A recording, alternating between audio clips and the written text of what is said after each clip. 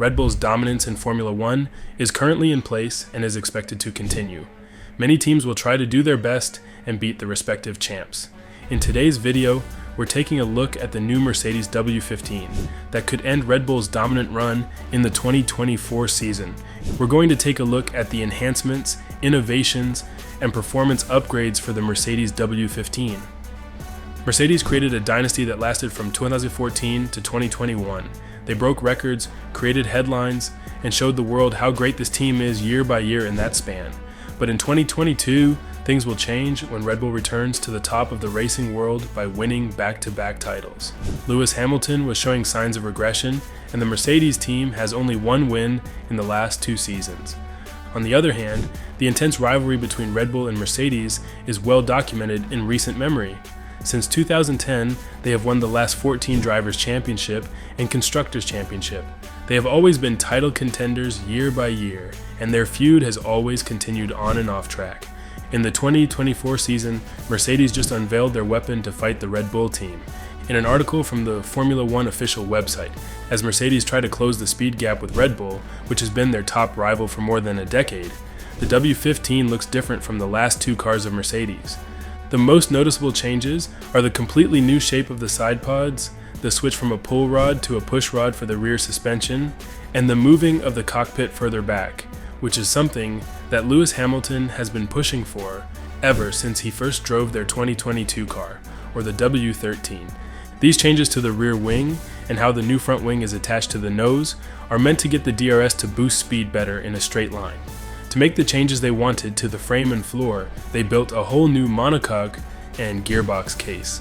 According to Mercedes technical director James Allison, the design of any car is an iterative process and a long one at that. A big focus has been on improving the previous car's unpredictable rear axle. We have worked hard to ensure that both axles, but particularly the rear axle, retain better control of the tire than on the W14. There's also been some housekeeping in areas in which we had room for improvement, including the DRS effect and pit stop performance. We feel like we have had a good winter, but F1 is a relative game, and only time will tell how big a step we've made. We're focused on getting the most from the car we launch, but we are excited by the development rate that will follow as the regulations are still young and opportunities abound. Even though the cockpit was moved back 100 millimeters, it is still a little further forward than the Red Bull car. However, the longer distance between the front axle and the side pods should make it easier for Hamilton to sense what is going on with the back of the car, and the longer distance should also make it easier to control the airflow wake from the front wheels.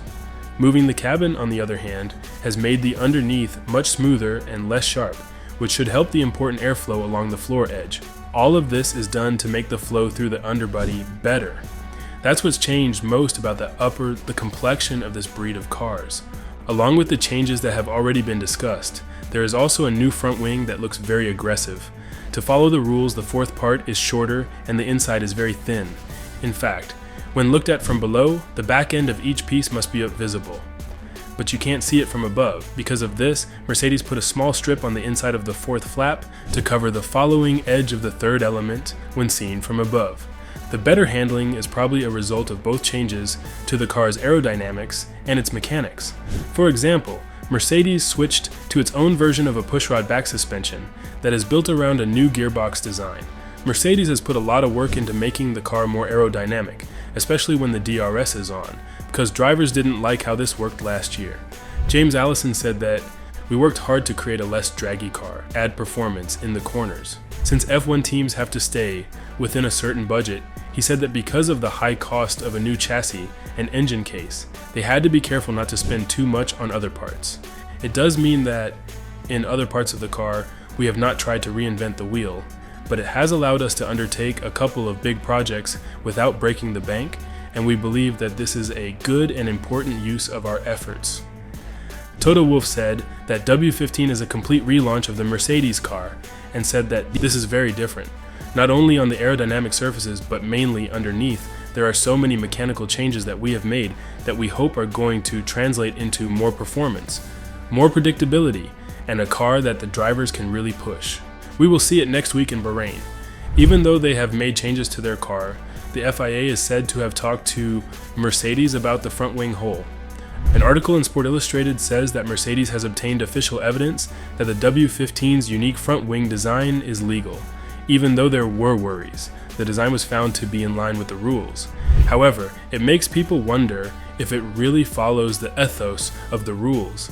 Mercedes' aerodynamic team has rethought the front end of the W15, despite these limitations, using a design that slightly returns to the idea of the Y250 Vortex. This aerodynamic method is very important for improving speed by moving airflow across the underbody of the car. Even though the FIA said the wing was legal, it has caused an argument about whether taking advantage of legal loopholes is in line with the sport's goals to promote fair competition and lower the aerodynamic weight of cars.